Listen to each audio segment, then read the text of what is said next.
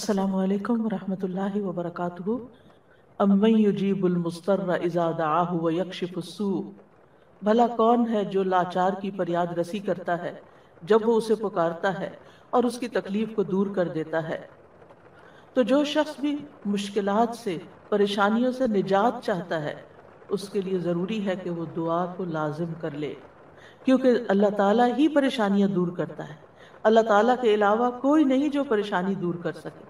وقتی طور پر کوئی آپ کو دلاسا دے دے گا، کوئی آپ کی ہمت افزائی کر دے گا، کوئی آپ کا دکھ بانٹ دے گا، لیکن آپ کی مشکل صرف اور صرف اللہ تعالیٰ ہی حل کر سکتا ہے۔ وَإِن يَمْسَسْكَ اللَّهُ بِضُرٍّ فَلَا كَاشِفَ لَهُ إِلَّا هُوَ وَإِن يَمْسَسْكَ بِخَيْرٍ فَهُوَ عَلَى كُلِّ شَيْءٍ قَدِيرٌ، اگر اللہ تجھے کوئی تکلیف پہنچائے اسے کوئی دور کرنے والا نہیں، اور اگر وہ تجھے کوئی بھلائی پہنچائے تو وہ ہر چیز پر پوری طرح قادر ہے۔ ہم دیکھتے ہیں کہ انبیاء علیہ السلام اپنی حاجات اللہ تعالیٰ کے سامنے رکھتے تھے، مشکل وقت میں اللہ تعالیٰ کی طرف رجوع کیا کرتے تھے۔ کانوا اذا فزعوا الى الصلاۃ، انبیاء پر یہ حدیث ہے مسند احمد کی کہ انبیاء پر جب بھی کوئی پریشانی آتی تو وہ نماز کی طرف متوجہ ہو جاتے تھے، نماز پڑھنے لگتے تھے۔ اور کل ہم نے پڑھا تھا کہ دعا کی دو بڑی قسمیں کیا ہیں، دعائے عبادت اور دعائے مسئلہ۔ کہ عبادت بھی بذات خود دعا ہے، دعائے حال ہے، یعنی ہم ایسی حالت میں ہیں، ایسی عبادت میں ہیں کہ جو اللہ کی رحمت کو ہماری طرف متوجہ کر رہی ہے۔ انسان سب سے زیادہ اللہ کے قریب کہاں ہوتا ہے؟ سجدے کی حالت میں، اقرب الیہ، لہٰذا خوب وہاں دعا کرنی چاہیے۔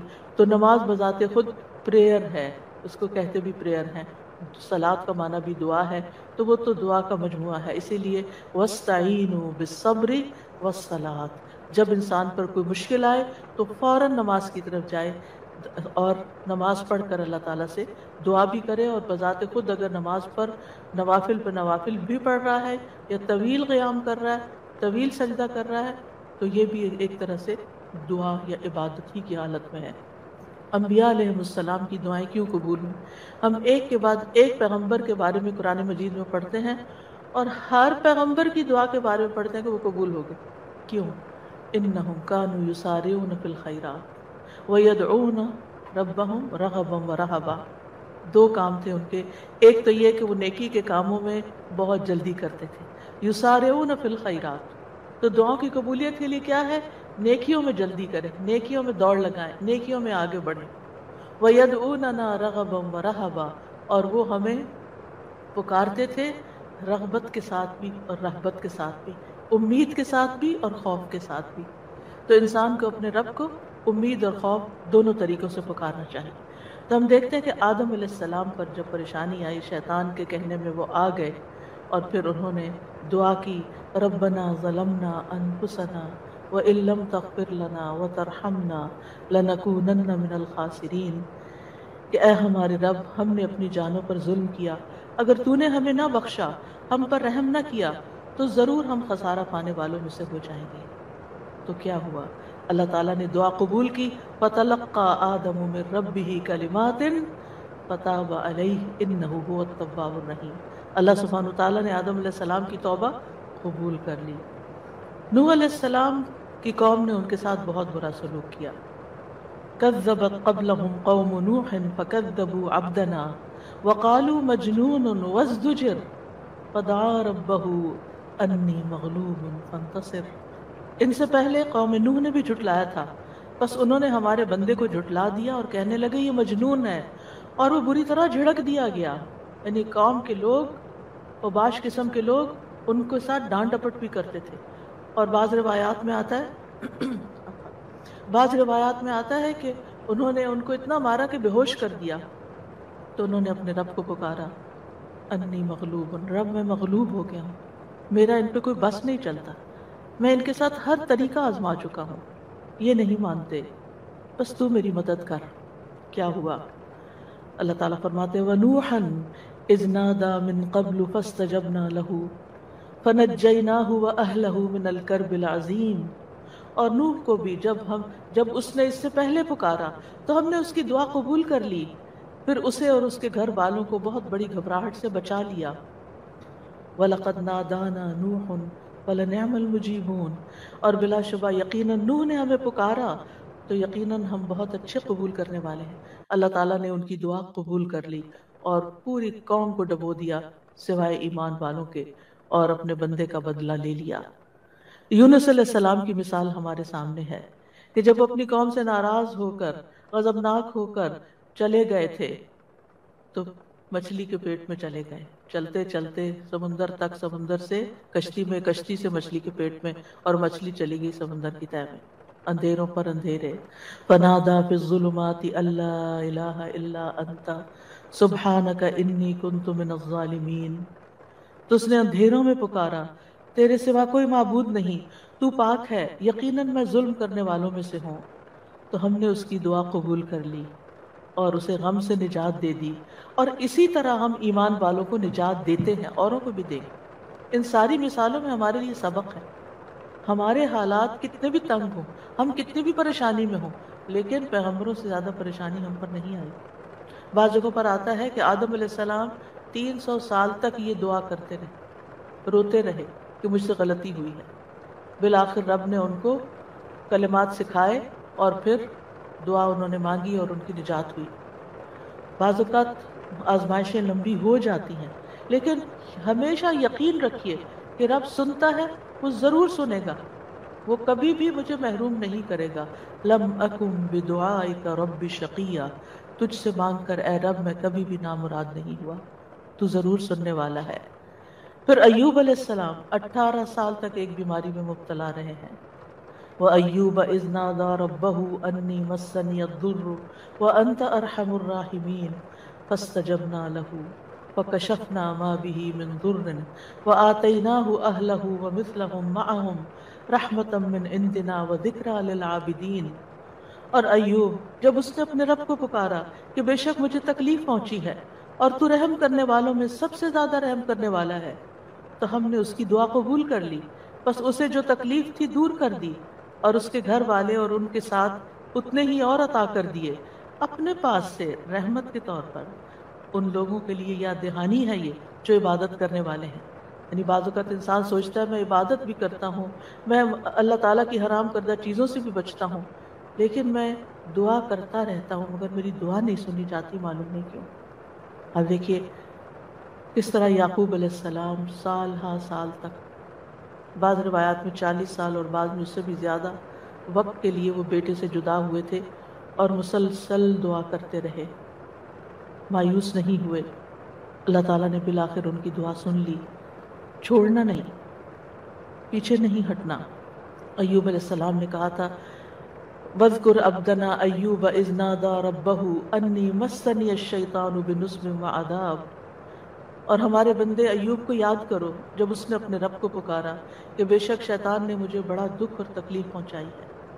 انی مسنی الضر وانت ارحم الراحمین، اللہ مجھے تکلیف پہنچی ہے اور تو سب سے بڑا رحم کرنے والا ہے، تو سب مہربانوں میں سے بڑھ کر مہربان ہے، تو مہربانی نہیں کرے گا تو اور کون کرے گا۔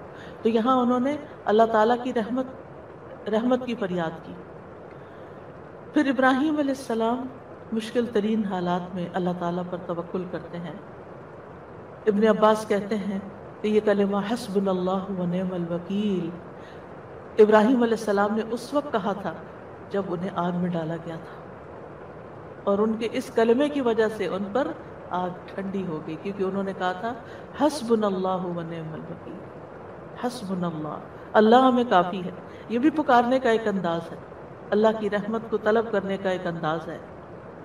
اور ان کے اس کہنے پر اللہ سبحانہ وتعالیٰ نے کیا فرمایا، قُلْنَا يَا نَارُ كُونِي بَرْدًا وَسَلَامًا عَلَىٰ إِبْرَاهِيمَ، اے آگ تو ابراہیم پر سراسر ٹھنڈک اور سلامتی والی بن جا۔ ابراہیم علیہ السلام نے نیک اولاد کی دعا کی، رب هب لي من الصالحین فبشرناه بغلام حلیم، اے میرے رب مجھے لڑکا عطا کر جو نیکوں میں سے ہو، تو ہم نے اسے ایک بڑے بردبار بچے کی خوشخبری دی، بغلام حلیم، ایک بردبار لڑکے کی خوشخبری دی۔ ایسا نہیں ہوا کہ ابراہیم علیہ السلام نے ادھر دعا کی اور ادھر ان کو اسحاق اور اسماعیل علیہ السلام مل گئے۔ انتہائی بڑھاپے کی حالت میں جا کر بہت سالوں کے بعد دعا قبول ہوئی، لیکن قبول ہوئی۔ ہمارے لیے اس میں سبق یہ ہے کہ مانگتے رہیں، چاہے سال ہا سال گزر جائیں۔ اور پھر وہ کہتے ہیں الحمدللہ الذی وہب لی علی الکبر اسماعیل و اسحاق ان ربی لسمیع الدعاء۔ سب تعریف اس اللہ کی ہے جس نے مجھے بڑھاپے کے باوجود اسماعیل اور اسحاق عطا کیے، بے شک میرا رب تو بہت دعا سننے والا ہے۔ اللہ سبحانہ تعالیٰ نے انہیں ہدایت یافتہ اولاد عطا کی تھی، یعنی ایسی نیک اولاد، یہ ان کے صبر کا نتیجہ تھا۔ یعنی ان کی زندگی تو مشکل میں گزری، لیکن اس کا بدلہ اللہ نے ان کو کیا دیا کہ ایسی اولاد دی جو ہمیشہ کے لیے ان کے لیے ناموری کا سبب بنی۔ وَوَهَبْنَا لَهُ إِسْحَاقَ وَيَعْقُوبَ، صرف بیٹا نہیں، بیٹے کے بعد پوتے کی بھی خوشخبری دی۔ کُلًّا هَدَيْنَا، ہر ایک کو ہم نے ہدایت دی۔ وَنُوحًا هَدَيْنَا مِن قَبْلُ، نوح علیہ السلام کو اس سے پہلے ہم نے گائیڈ کیا۔ وَمِن ذُرِّيَّتِهِ دَاوُودَ وَسُلَيْمَانَ وَأَيُّوبَ وَيُوسُفَ وَمُوسَى وَهَارُونَ وَكَذَلِكَ نَجْزِي الْمُحْسِنِينَ، اور اس کی اولاد میں سے داؤد اور سلیمان اور ایوب اور یوسف اور موسیٰ اور ہارون، اور اسی طرح ہم نیکی کرنے والوں کو جزا دیتے ہیں۔ یعقوب علیہ السلام کا حال آپ کے سامنے ہے، انہوں نے اپنے غم اور دکھ کی فریاد لوگوں کے سامنے نہیں کی، لوگوں کو جا کر اپنے دل کا حال نہیں بتایا۔ کیا کہا؟ انما اشکو بثی وحزنی الی اللہ وَأَعْلَمُ مِنَ اللَّهِ مَا لَا تَعْلَمُونَ۔ یعقوب علیہ السلام نے کہا بے شک میں اپنی بے قراری اور غم کی شکایت صرف اللہ سے کرتا ہوں، اللہ ہی میرے دل کا حال جانتا ہے کہ یہاں کیسی کیسی بے قراری ہے بچے کی جدائی میں، اور میں اللہ کی طرف سے وہ باتیں جانتا ہوں جو تم نہیں جانتے۔ بہت کچھ جاننے کے باوجود انہیں یہ نہیں پتا تھا کہ بیٹا مصر میں ہے، اللہ نے نہیں بتایا۔ وہ کہہ سکتے تھے نا اللہ تعالیٰ مجھے بتا دیں وہ کہاں ہے، آپ تو جانتے ہیں، آپ مجھے بھی بتا دیں، لیکن اللہ سبحانہ تعالیٰ نے اس کا بھی ایک وقت رکھا تھا۔ اگر پیغمبروں کے لیے قبولیت کا ایک وقت ہے تو ہمارے لیے بھی دعاؤں کی قبولیت کا ایک وقت ہوتا ہے۔ قبولیت کا مطلب یہ نہیں ہوتا کہ بس منہ سے نکلتے ہی بات آپ کی فرمائش پوری ہو جائے۔ اور پھر آپ دیکھیے کہ کس طرح اللہ تعالیٰ نے ان کی دعا قبول کر لی۔ اور پھر ہم دیکھتے ہیں کہ یوسف علیہ السلام کی مثال، انہوں نے تو اپنے لیے ایک انوکھی ہی دعا مانگی، قال رب السجن احب الی، قید خانے میں جانے کی دعا کی تاکہ ان عورتوں کا قید اور مکر جو ہے وہ ان سے دور ہو جائے۔ فاستجاب له ربه فصرف عنه کیدہن، رب نے اس کی دعا قبول کر لی اور ان عورتوں کا مکر فریب ان حضرت یوسف سے ہٹا دیا۔ انہ هو السمیع العلیم، بے شک وہ خوب سننے والا، خوب جاننے والا ہے۔ پھر موسیٰ علیہ السلام کی دعا، کس طرح وہ مدین پہنچتے ہیں تھکے ہارے، کئی دن کے پیدل سفر کے بعد جا کر ابھی بیٹھتے ہیں تو فوراً دیکھتے ہیں کہ کچھ لڑکیاں اپنا ریوڑ لے کے کھڑی ہیں، پانی نہیں پلا پا رہی، خود تھکے ہوئے ہیں، خود بھوکے بھی ہیں، پیاسے بھی ہیں، زخمی بھی ہیں، کچھ فیوچر کا نہیں پتا، لیکن کیا کرتے ہیں؟ سب سے پہلے اپنے رب کو پکارتے ہیں، رب انی لما انزلت الی من خیر فقیر، اور صرف دعا مانگتے وہیں درخت کے نیچے بیٹھ نہیں جاتے، بلکہ اٹھ کے ان بچیوں کے پاس جاتے ہیں کہ تمہارا کیا معاملہ ہے، اور ان کے سارے ریوڑ کو پانی پلاتے ہیں۔ اور آپ سوچئے کہ ایک شخص جو خود اتنا تھکا، وہ اپنے آپ کو وہاں رکھ کے دیکھیے، اگر ہم اتنا لمبا سفر کر کے آئیں اور ہم سے کوئی پانی مانگ بیٹھے، خود تو آفر کرنا دور کی بات، کوئی اور مانگ بیٹھے تو شاید ہم جھڑک ہی دیں کہ میں نے بھی تو اتنا ہی سفر کیا نہیں جتنا تم نے کیا۔ یہیں سے تو ہماری لڑائیاں فساد شروع ہوتے ہیں گھروں میں۔ لیکن نیکی کرنے والے انہم کانوا یسارعون فی الخیرات، نیکی کے کاموں میں بہت جلدی کرتے تھے، سستی نہیں کرتے تھے۔ ضرورت مند کو دیکھا، پہچان لیا، اٹھے نیکی کی، اور ابھی واپس آ کے بیٹھے ہی تھے کہ اللہ سبحانہ تعالیٰ کی طرف سے ہر چیز کی بشارت آ گئی، اور وہ بچی واپس آئی اور پھر گھر لے کر گئی، کھانے پینے کا بھی انتظام ہو گیا، شادی کا بھی انتظام ہو گیا، ٹھکانے کا بھی انتظام ہو گیا، اور اچھی صالح نیک کمپنی کا بھی۔ جب آپ کسی اجنبی ملک میں جاتے ہیں تو آپ کو نہیں پتا ہوتا کہ آپ کو کیسے دوست ملیں گے، آپ کے نیبرز کون سے ہوں گے، آپ کا تعلق کن لوگوں سے ہوگا، لیکن یہ اللہ کی کتنی بڑی رحمت تھی کہ اللہ تعالیٰ نے انہیں ایک نیک صالح انسان کے ساتھ جوڑ دیا کہ اس کی بیٹی کی شادی حضرت موسیٰ علیہ السلام سے ہو گئی اور ان کے درمیان ایک رشتہ قائم ہو گیا۔ یہ بھی سراسر اللہ کی رحمت تھی۔ اللہ تعالیٰ نے ان کی دعا قبول کی۔ موسیٰ علیہ السلام نے ہر مشکل مرحلے میں اللہ تعالیٰ کو ہی پکارا۔ فرعون کے دربار میں جانے لگتے ہیں تو کیا پڑھتے ہیں؟ رب اشرح لی صدری ویسر لی امری واحلل عقدۃ من لسانی یفقہوا قولی واجعل لی وزیرا من اہلی ہارون اخی۔ رب اشرح لی کے علاوہ کہ جو کام کرنے جا رہا ہوں یا اللہ اس کے لیے میرا دل کھول دے، میرا کام آسان کر دے، میری زبان کی گرہ کھول دے، یعنی میرے بولنے میں سلاست ہو جائے اور اس طرح کی کمیونیکیشن ہو کہ لوگ میری بات سمجھ جائیں، ان کو میری بات سمجھ آ جائے تاکہ وہ مقصد پورا ہو جائے، اور میرے گھر والوں میں سے ایک میرا مددگار بنا دے۔ اللہ تعالیٰ نے ہارون علیہ السلام کو نبی بنا کر ان کا مددگار بنا دیا۔ زکریا علیہ السلام کی مثال، مایوس نہیں ہے، سال ہا سال تک اولاد کی دعا کرتے، انتہائی بڑھاپے میں بھی۔ وَزَكَرِيَّا إِذْ نَادَىٰ رَبَّهُ رَبِّ لَا تَذَرْنِي فَرْدًا وَأَنْتَ خَيْرُ الْوَارِثِينَ۔ اور زکریا کو جب اس نے اپنے رب کو پکارا، اے میرے رب مجھے اکیلا نہ چھوڑ اور تو سب وارثوں سے بہتر ہے، تو ہم نے اس کی دعا قبول کر لی۔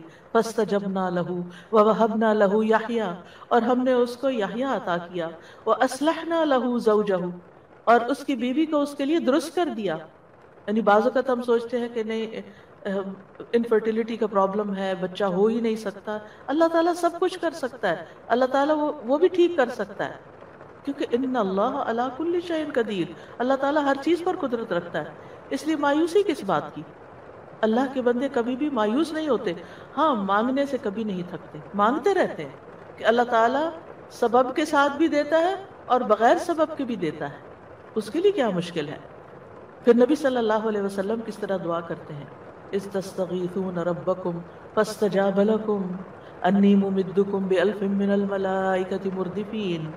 جب تم اپنے رب سے مدد مانگ رہے تھے تو اس نے تمہاری دعا قبول کر لی کہ بے شک میں 1000 فرشتوں کے ساتھ تمہاری مدد کرنے والا ہوں جو ایک دوسرے کے پیچھے آنے والے ہیں۔ کس طرح نبی صلی اللہ علیہ وسلم بدر کے میدان میں فریادیں کر رہے تھے، اپنے رب کو پکار رہے تھے، دیر اینڈ دن خوشخبری آ گئی کہ فرشتوں سے مدد کی جائے گی۔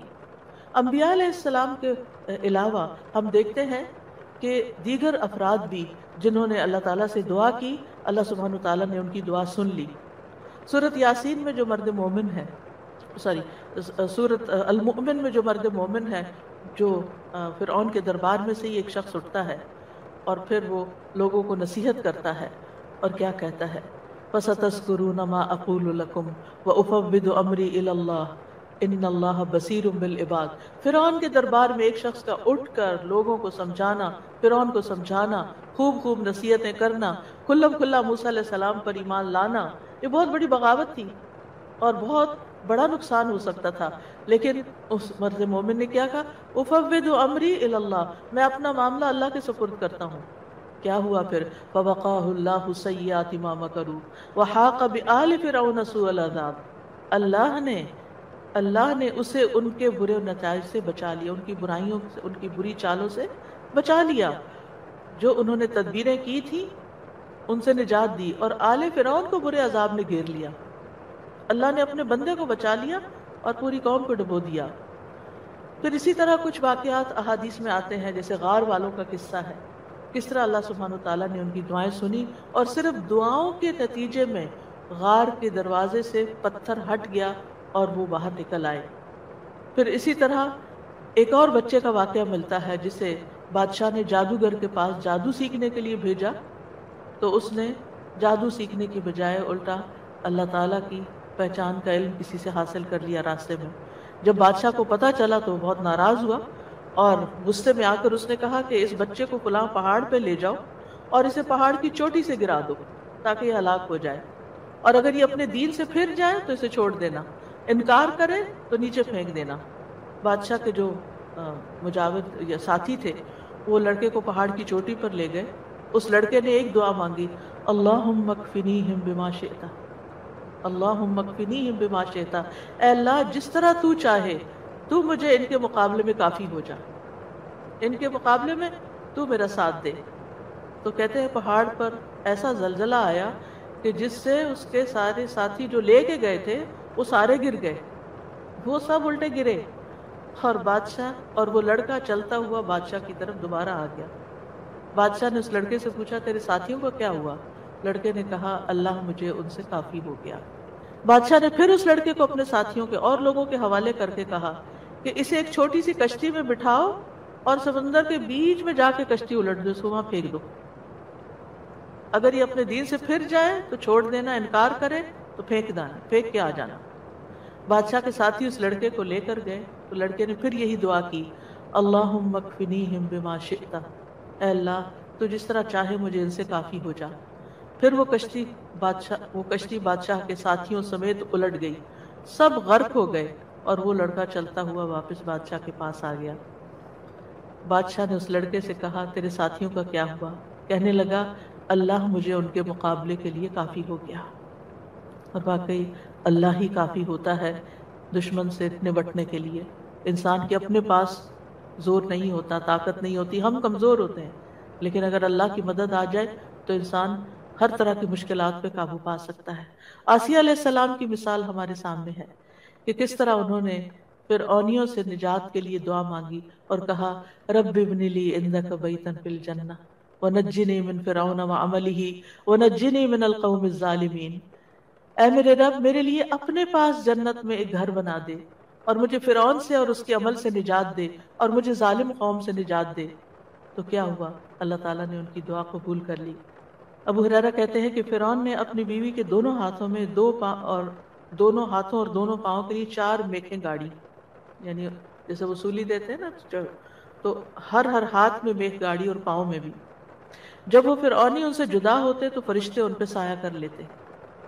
اس وقت انہوں نے یہ دعا کی تو اللہ تعالیٰ نے جنت میں ان کے گھر سے پردہ ہٹا کر ان کو گھر دکھا دیا کہ گھر بن چکا ہے.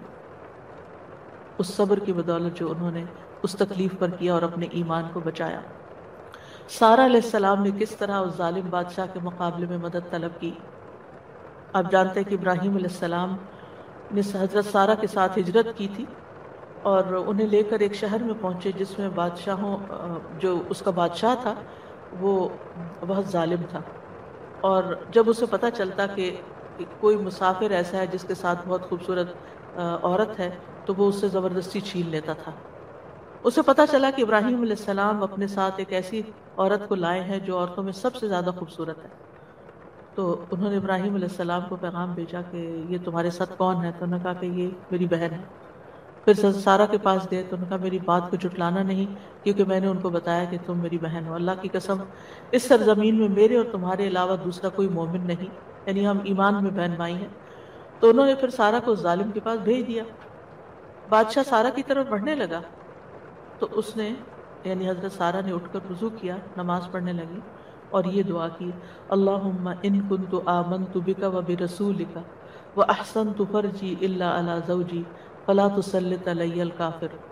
اے اللہ اگر میں تجھ پر اور تیرے رسول پر ایمان لائی ہوں اور میں نے اپنی شرمگاہ کو اپنے شوہر کے سوا محفوظ رکھا ہے تو اس کافر کو میرے اوپر مسلط نہ ہونے دے.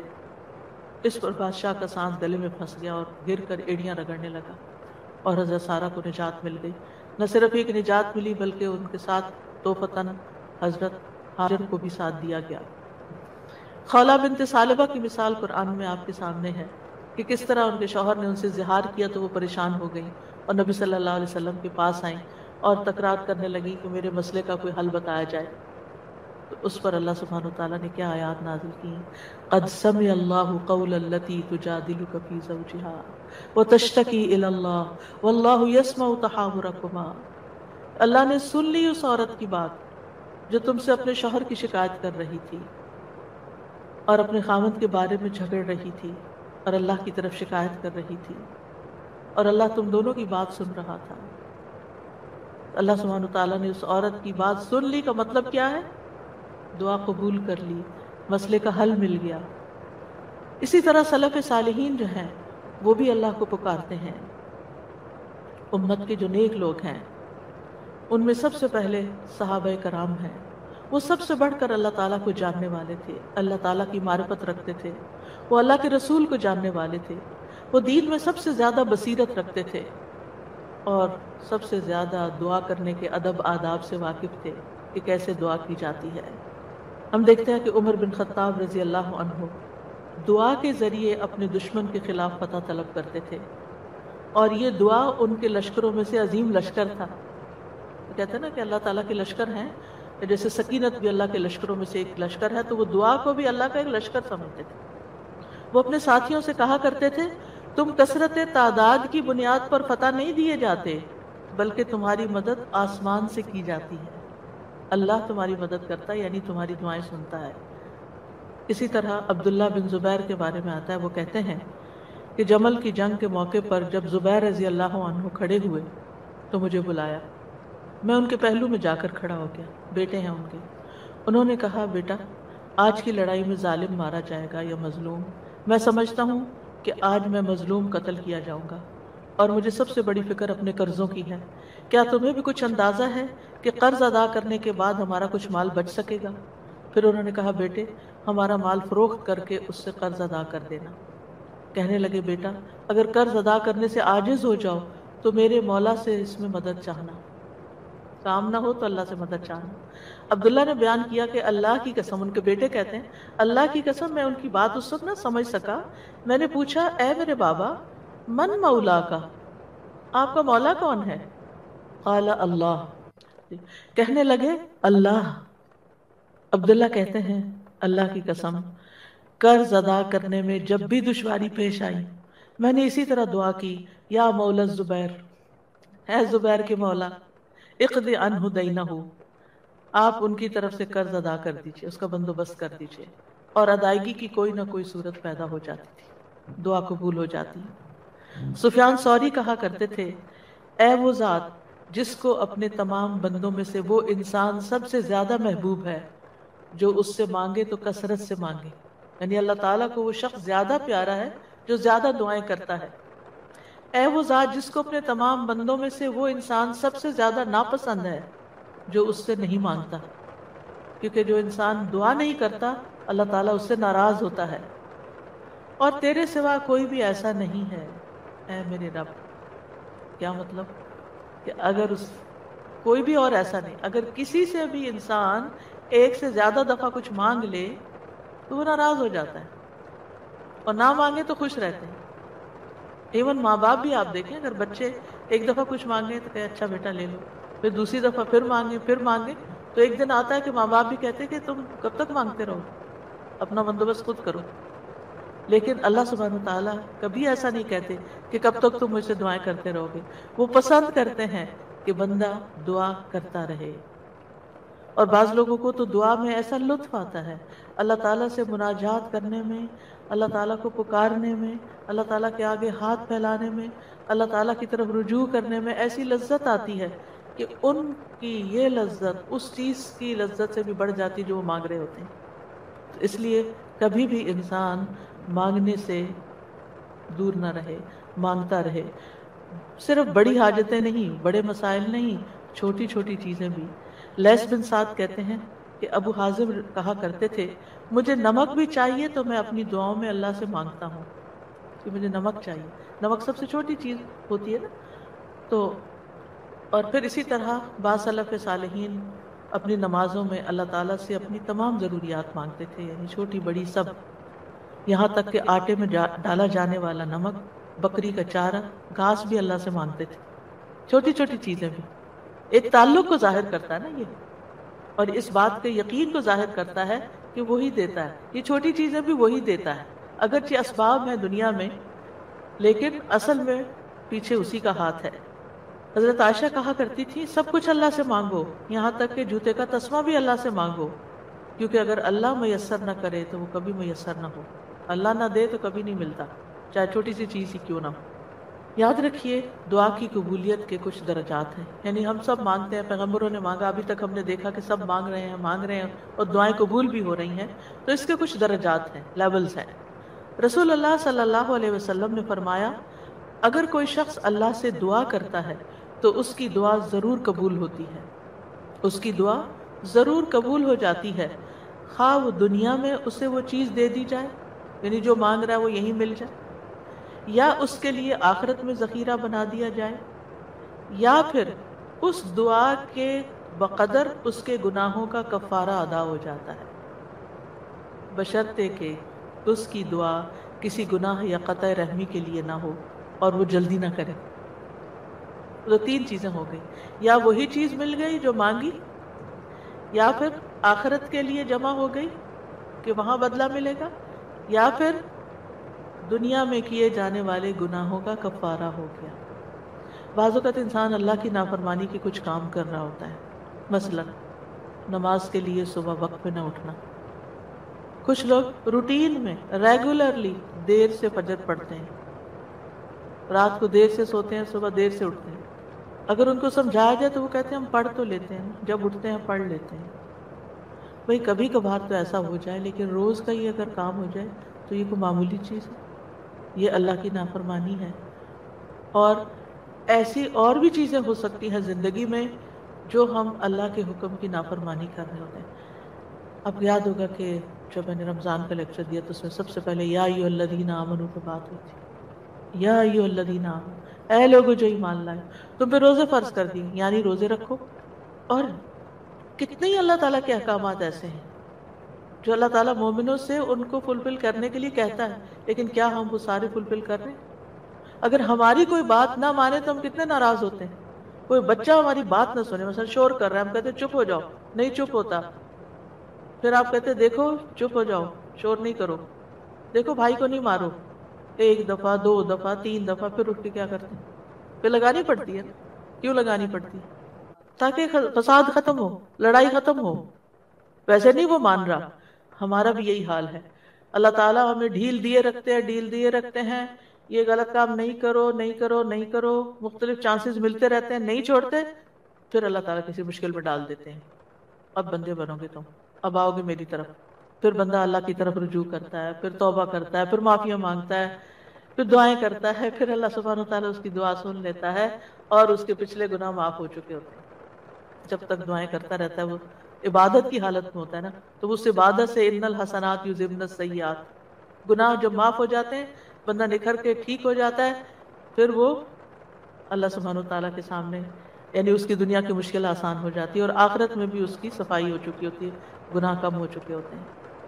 ہمیں سمجھ نہیں آ رہی ہوتی کہ یہ ہمارے ساتھ کیا ہو رہا ہے، ہماری دعا کیوں نہیں قبول ہو رہی، لیکن وہ قبول ہو رہی ہوتی ہے، وہ کہیں اور کام کر رہی ہے، وہ کسی اور طریقے سے قبول ہو رہی ہے، وہ گناہوں کی معافی کا ذریعہ بن رہی ہے۔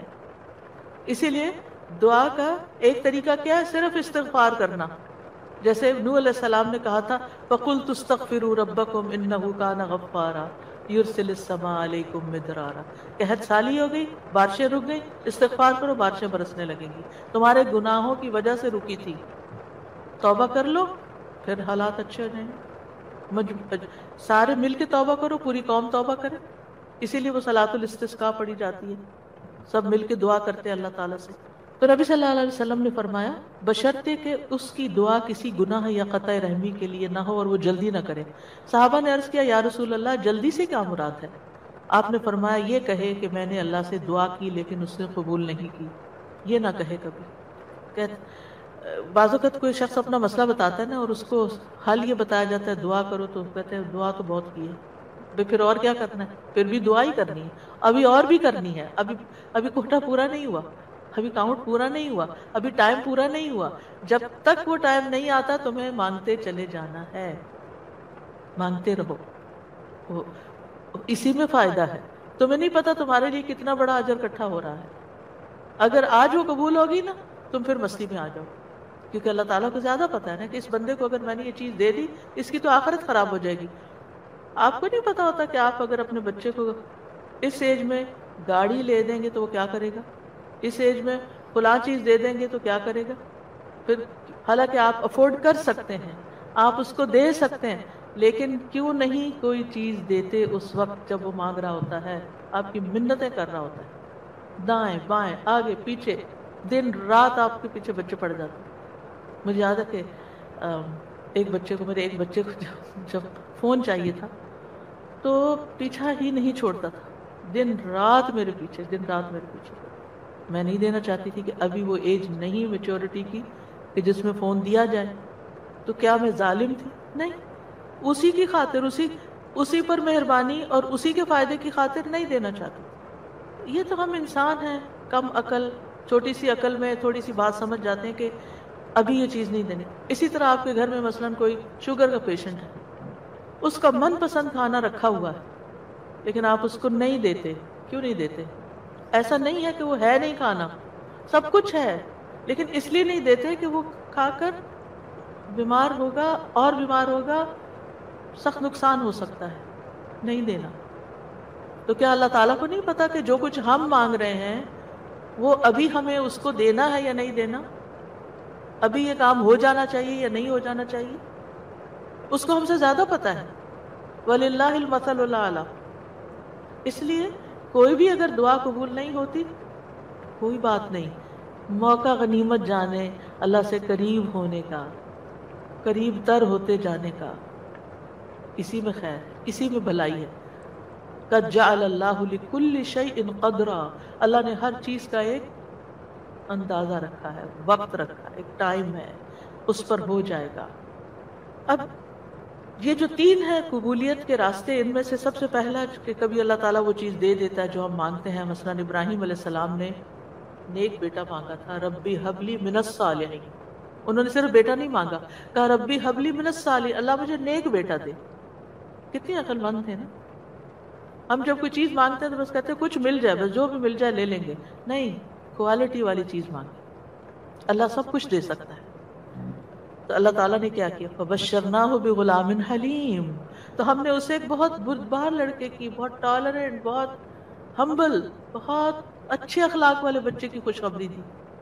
آپ دیکھیں کہ ہم حلم اور برداشت کو نیکی نہیں عام طور پہ سمجھتے کہ یہ بھی کوئی نیکی، حالانکہ یہ نیکیوں کی بنیاد بن جاتی۔ جس بندے کے اندر ٹالرنس ہوتی ہے، وہ دوسرے کی بات سن کے برداشت کر جاتا ہے، وہ وار سہ جاتا ہے، وہ شوق برداشت کر لیتا ہے، تو یہ کتنی بڑی کوالٹی، کتنی بڑی خوبی کہ کوئی آپ کو اوفینڈ کر رہا ہے اور آپ اوفینڈ نہ ہو، اور اگر ہوں بھی تو آپ برداشت کر جائیں اور اپنے منہ سے کچھ نہ بولیں، ایک کان سے سونے دوسرے سے نکال دیں اور اس کو دل پر نہ لیں۔ کچھ لوگوں کا حال یہ ہوتا ہے کہ اگر چھوٹی سی بھی کوئی بات ان کو کہہ دے تو وہ ان کے اندر ایسی ہلچل مچاتی ہے کہ انہیں ہر چیز بھول جاتی ہے اور وہ وہی سوچے جاتے۔ یہ بھی اپنے آپ کو ٹارچر دینا ہے۔ جس نے وہ بات کی اس کو تو شاید خبر بھی نہ ہو، تو میٹھی نیند سو رہا ہو اور آپ خواہ اپنے بستر پہ کروٹ بدل رہے ہیں۔ تو یہ کیا ہے؟ ریزسٹنس نہیں ہے آپ کے اندر، آپ ہر چیز لیے جا رہے ہیں اپنے اوپر۔ بھیا کیوں اپنے اوپر ہر چیز لیے جا رہے ہیں؟ پرے پھینکے اس کو اٹھا کے، کہ اس نے کہا، اس کا اخلاق، اس کی غلطی اسی پر، میں اپنے دل میں یہ نہیں سوچوں۔ اپنے آپ کو بول کے کہا کرے، آواز کا بھی ایک اثر ہوتا ہے، بولا کرے مجھے اس بات کو اب نہیں سوچنا، مجھے اس کو محسوس نہیں کرنا، مجھے اپنے دل میں نہیں رکھنا، اور پیٹرن بریک کر کے کچھ ایسی چیز پڑھے، کچھ ایسا کام کرے کہ بھول جائیں اس کو، اور نیکسٹ ٹائم وہ شخص سامنے آئے تو منہ بنا کے اور غصے کی آنکھوں سے مت دیکھیں، اچھے سے اسمائل کر کے دیکھیں، اچھے سے اسمائل کر کے بات کریں، آگے بڑھ کے آپ دیکھیں گے کہ وہ جو غصہ آیا بھی تھا نا وہ کہیں چلا جائے گا، لیکن ہم غصے کو پرورش دیتے ہیں، اس کی پرورش کرتے ہیں۔ کہا تھا نا اس نے، اب میں نے اس کے ساتھ یہ کر، اپنا وہ اندر ہی کھچڑی پکاتے رہتے ہیں، اور جب وہ شخص سامنے آتا ہے تو کوئی نہ کوئی سخت لفظ بول جاتے ہیں، کیونکہ ہم بدلہ لینا چاہ رہے ہوتے۔ اب کیا ہے، آپ نے تو ایک لفظ بولا، ہو سکتا ہے وہ 10 اور بول دے، آپ بتائیں کیا کریں؟ مسئلہ تو حل نہیں ہوا، مسئلہ تو وہیں کھڑا رہا، پریشانی تو وہیں رہی، تو کیا فائدہ ہوا؟ تو اس لیے یہ حلم کی کوالٹی جو ہے، یہ برداشت کی کوالٹی جو ہے، بہت بڑی خوبی ہے۔ اور آپ دیکھیے کہ اگر آپ کے بچے کے اندر یہ ہے نا تو آپ بڑی خوش قسمت، آپ اس کو سنا رہے ہیں اور وہ آگے سے آپ کو جواب نہیں دیتا، کتنے خوش قسمت ہیں آپ کہ آپ کا بچہ آپ کی ڈانٹ سن لیتا ہے، آپ کا بچہ آپ کا غصہ برداشت کر جاتا ہے اور پھر بھی آپ کے ساتھ اچھا سلوک کرتا ہے۔ یہ کوئی چھوٹی نعمت ہے، یہ ہے نیک ہونا، یہ نیکی کی علامت ہے۔ انہوں نے کہا اللہ نیک بچہ چاہیے، اللہ نے کہا اچھا یہ حلیم بچہ لے لو، حلم والا ہے۔ اسی لیے تو جب انہوں نے کہا آؤ میں تمہیں ذبح کرتا ہوں تو وہ حاضر ہو گئے، ٹھیک ہے ذبح بھی کر لیں۔ آج آپ دیکھیں کہ بعض اوقات ہمارے بچے دنیاوی لحاظ سے بڑے کامیاب ہوتے ہیں، لیکن ایک چھوٹی سی بات ان کو کہہ دیں تو وہ اتنے زیادہ اوفینڈ ہو جاتے ہیں، تو وہ آنکھوں کی ٹھنڈک تو نہ ہوئے نا، صرف ان کی دنیاوی کامیابی، وہ تو ان کے اپنے لیے ہیں دنیاوی کامیابی۔ ٹھیک ہے ماں باپ کو بھی نیک نامی سے کچھ حصہ مل جاتا ہے، لیکن ماں باپ کی آنکھوں کی ٹھنڈک اولاد کی نیکی ہوتی ہے۔ یہ جو ہم کہتے ہیں نا ربنا ہب لنا من ازواجنا وذریاتنا قرۃ اعین، تو ایک ایمان والے کے لیے آنکھوں کی ٹھنڈک اس میں ہوتی ہے کہ بچہ خیر اور بھلائی کے کتنے کام کرتا ہے۔ بہرحال ان کی دعا قبول ہو گئی۔ کبھی ایسا بھی ہوتا ہے کہ مانگی ہوئی چیز سے اللہ تعالیٰ زیادہ بہتر چیز آپ کو دے دے. آپ کچھ اور مانگ رہے تھے، آپ کو مانگنا نہیں آ رہا تھا، اللہ تعالیٰ کو آپ پر پیار آیا، آپ نے چھوٹا مانگا، اللہ نے اس سے بڑھ کر آپ کو دے دیا. کئی دفعہ ہم کہتے ہیں نا کہ میں نے تو کبھی یہ سوچا بھی نہیں تھا، میں نے اتنا نہیں مانگا تھا. میرے ایک رشتہ دار ہیں، اللہ نے ان کو بہت دیا، تو کبھی میری بات ہوتی ہے ان سے تو کہتے ہیں کہ میں نے اتنا نہیں مانگا تھا، میں نے اتنا نہیں مانگا تھا، اور اللہ تعالیٰ دیتا ہی چلا جا رہا ہے. تو ایسا بھی ہوتا ہے کہ بعض اوقات آپ والدین کے بڑے ہی فرما بردار ہوتے ہیں، ان کے دکھ درد کے ساتھی ہوتے ہیں، اور اللہ سبحانہ و تعالیٰ آپ کو صلہ رحمی کی تو ویسے بھی وعدہ ہے کہ جو رشتے جوڑے گا، جو ماں باپ کے ساتھ احسان کا برتاؤ کرے گا، رشتے جوڑے گا، تعلقات اچھے رکھے گا، اللہ تعالیٰ اس کی عمر اور رزق میں برکت عطا فرمائے گا. یہ رزق کے دروازوں میں سے ایک دروازہ ہے کہ تھوڑا بھی ہے تب بھی احسان کا معاملہ کرو رشتہ داروں کے ساتھ، اپنے تعلقات اور ریلیشن شپ اچھے رکھو. تو اللہ سبحانہ و تعالیٰ کبھی کبھی ہم کچھ مانگتے ہیں، اللہ تعالیٰ ہمیں اس سے بھی بہتر عطا کرتا ہے. آپ دیکھیے عمران کی بیوی نے کیا کہا تھا، رب انی نذرت لک ما فی بطنی محررا، اللہ میں نے تیرے لیے اس کی نظر مانی ہے جو میرے پیٹ میں ہے وہ آزاد ہوگا، فتقبل منی، آپ مجھ سے قبول کر لیں، انک انت السمیع العلیم، آپ سننے والے ہیں، سب کچھ جاننے والے ہیں. اور اب کیا ہوا، بیٹی پیدا ہو گئی. انہوں نے سمجھا کہ بیٹی کوئی اچھی چیز نہیں، بیٹا چاہیے تھا، خیال ان کا یہ تھا. واللہ اعلم بما ودعت ولیس الذکر کالانثی، اللہ تعالیٰ نے کیا فرمایا کہ لڑکا لڑکی کی طرح نہیں ہوتا، یہاں جو کام بیٹی کرے گی وہ بیٹا نہیں کر سکتا. اور پھر حضرت مریم سے کیسی خیر دنیا میں جاری ہوئی، اللہ نے ان کو کس طرح چنا، ایمان والی عورتوں کی سردار ہیں وہ. کبھی اللہ تعالیٰ مانگی ہوئی چیز جیسی کوئی تکلیف دور کر دیتا ہے. آپ کچھ مانگ رہے ہوتے ہیں اور ادھر سے تکلیف آ رہی ہوتی ہے، اللہ تعالیٰ اس مانگنے کی وجہ سے اس تکلیف کو پیچھے ہٹا دیتے ہیں. ہم کہتے ہیں ہماری دعا قبول نہیں، کتنی غلط بات کرتے ہیں، استغفر اللہ. ہم کہتے ہیں میری دعا قبول نہیں، بھائی ہو چکی ہے، اللہ نے فرمایا ہے نا اجیب دعوت الداعی اذا دعانی، میں قبول کرتا ہوں. کیسے کہتے ہو نہیں قبول ہوتی؟ ہوئی ہے، تمہیں نہیں پتا کس شکل میں ہوئی ہے. تم چھوٹی چیز مانگ رہے تھے، میں تمہیں بہتر دینے والا ہوں. تم کچھ مانگ رہے تھے، میں تم سے مصیبت دور کر رہا ہوں. اگر وہ مصیبت دور نہ کرو تو یہ تمہاری مانگی ہوئی چیز مل بھی جائے تو تم فائدہ نہیں اٹھا سکتے اس سے. نبی صلی اللہ علیہ وسلم نے فرمایا جو مسلمان کوئی ایسی دعا کرے جس میں گناہ یا قطع رحمی کا کوئی پہلو نہ ہو تو اللہ اسے تین میں سے کوئی ایک چیز ضرور عطا فرماتے ہیں. یا تو فوراً ہی اس کی دعا قبول کر لی جاتی، یا آخرت کے لیے ذخیرہ کر لی جاتی، یا اس سے اس جیسی کوئی تکلیف دور کر دی جاتی. صحابہ نے عرض کیا اس طرح تو پھر ہم بہت کثرت کریں گے. آپ نے فرمایا اللہ اس سے بھی زیادہ کثرت والا، یعنی آپ بہت مانگو گے تو اللہ تعالیٰ اس سے بھی زیادہ دے سکتا ہے، تمہارے مانگنے سے بھی زیادہ دے سکتا ہے. کبھی گناہوں کا کفارہ بن جاتی ہے، حدیث میں آتا ہے وَإِمَّا أَن يُكَفَّرَ عَنْهُ مِن ذُنُوبِهِ بِقَدْرِ مَا دَعَا، یا پھر اس دعا کی وجہ سے اس کے گناہوں کا کفارہ ادا ہو جاتا ہے، ایکسپیشن ہو جاتی ہے. یعنی بعض اوقات ہماری نماز میں کوئی کمی رہ جاتی ہے، بعض اوقات روزے میں رہ جاتی ہے، زکوٰۃ میں رہ جاتی ہے، کئی چیزیں ہیں جو ہمیں ہمارے فرائض ہیں ہم ادا کر رہے ہوتے ہیں لیکن کہیں نہ کوئی کمی ہوتی ہے اور اس کا ہمیں پتہ ہی نہیں چلتا.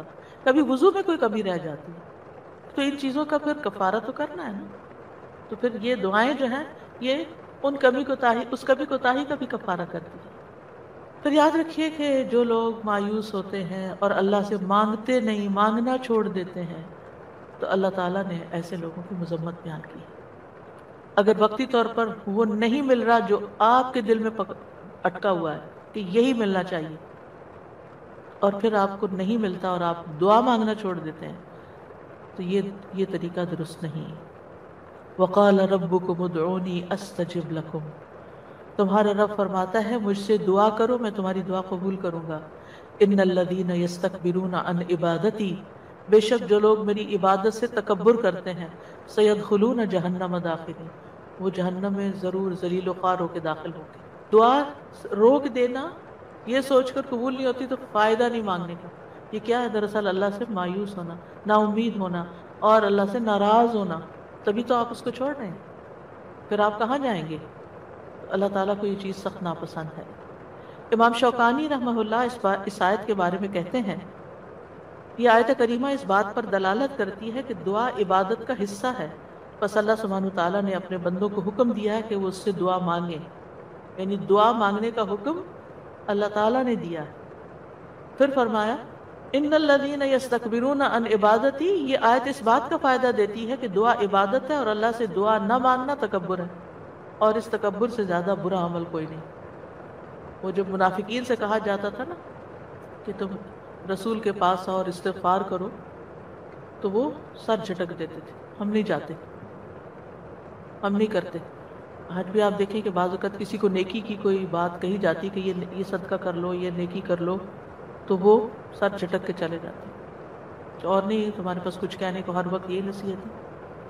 تو انسان کی اس میں سب سے زیادہ محرومی ہے کہ انسان دعا چھوڑ دے، اس ہستی سے مانگنا چھوڑ دے جو اس کا خالق ہے، اس کا مالک ہے، اس کا رازق ہے، اس کو زندگی دینے والا ہے، اس کی موت بھی اس کے ہاتھ میں ہے، ثواب اور سزا دینے والا ہے۔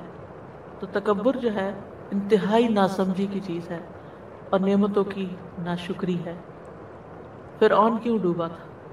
فرعون کیوں غرق ہوا؟ تکبر کی وجہ سے۔ قارون کو کیا مشکل ہوئی؟ تکبر۔ قارون کیوں زمین میں دھنسا؟ فرعون پانی میں گیا ڈوبا، اور قارون زمین میں دھنسا، ایک خشکی میں ڈوبا اور ایک سمندر میں۔ دونوں کا مسئلہ ایک ہی تھا، اور وہ تھا تکبر، پرائیڈ، غرور۔ تو مشکل وقت میں اللہ کو نہ پکارنا دلوں کی سختی کی علامت ہے، یعنی جو تکلیف کے وقت بھی اللہ سے دعا نہیں کرتا، اس کا مطلب یہ کہ اس کا دل سخت ہو چکا ہے، ہارڈ ہارٹڈ ہے۔ سورۃ الانعام میں اللہ تعالیٰ فرماتے ہیں فَلَوْلَا إِذْ جَاءَهُمْ بَأْسُنَا تَضَرَّعُوا، پھر جب ہمارا عذاب ان پر آیا تو انہوں نے عاجزی کیوں نہیں کی، دعائیں کیوں نہیں کی کہ اللہ اس عذاب کو ٹال دے؟ وَلَكِنْ قَسَتْ قُلُوبُهُمْ، لیکن ان کے دل سخت ہو گئے تھے۔ وَزَيَّنَ لَهُمُ الشَّيْطَانُ مَا كَانُوا يَعْمَلُونَ، اور شیطان نے ان کے لیے وہ سب خوشنما بنا دیا تھا جو وہ کیا کرتے تھے۔ ان کے اپنے عمل جو کہ obviously اللہ تعالیٰ کی ناراضگی کے تھے، وہ انہیں بڑے اچھے لگتے تھے اور سمجھتے تھے ہم بالکل ٹھیک کر رہے ہیں، ہم ٹھیک جا رہے ہیں۔ انسانوں میں سب سے زیادہ عبادت گزار کون تھا؟ اللہ کے رسول صلی اللہ علیہ وسلم۔ لیکن سب سے زیادہ ہمبلنس اور سب سے زیادہ دعائیں بھی آپ نے مانگی۔ یعنی جب میں مسنون اذکار دیکھتی ہوں، سبحان اللہ، یعنی کہ آپ تہجد کے وقت، اٹھنے کے وقت سے لے کر پھر آپ فجر پڑھنے اور اس کے بیچ میں صبح کے اذکار، اور پھر اس کے بعد جو ہر موقع کے اذکار، اور پھر عصر کے نمازیں اس کے علاوہ ہے، تلاوت قرآن اس کے علاوہ ہے، اور پھر رات کو سوتے وقت کے اذکار۔ یعنی اگر ان سارے اذکار کو انسان جمع کرتا ہے تو یعنی حیرانی ہوتی ہے کہ کس کثرت سے آپ اللہ کو یاد کرتے تھے، اور یہ ہمبلنس کی علامت ہے۔ حالانکہ آپ سب سے زیادہ عبادت گزار تھے، پھر بھی سب سے زیادہ دعائیں کرتے تھے، اللہ سے مانگتے رہتے تھے۔ اور لوگوں میں سب سے زیادہ بے بس وہ ہے جو دعا مانگنے سے بے بس ہے، جو دعا نہیں مانگتا۔ یاد رکھیے اللہ تعالیٰ سے مایوس ہونا کبیرہ گناہ ہے۔ ابن عباس کہتے ہیں ایک آدمی نے کہا اے اللہ کے رسول، کبیرہ گناہ کون کون سے ہیں، بڑے بڑے گناہ کون سے ہیں؟ آپ نے فرمایا اللہ کے ساتھ شرک کرنا، اللہ کے رزق سے مایوس ہو جانا، اور اللہ کی رحمت سے مایوس ہونا۔ کبھی بھی مایوس نہیں ہونا چاہیے۔ اللہ سبحانہ تعالیٰ سے دعا ہے کہ وہ ہمیں ہمارے اس علم کو ہمارے سینوں میں محفوظ کر دے، اور ہمیں اس عبادت کی توفیق عطا فرمائے، اور ہم سے راضی ہو جائے، ہماری خطائیں معاف کر دے۔ وآخر دعوانا ان الحمد للہ رب العالمین۔ سبحانک اللہم وبحمدک، اشہد ان لا الہ الا انت، استغفرک واتوب الیک۔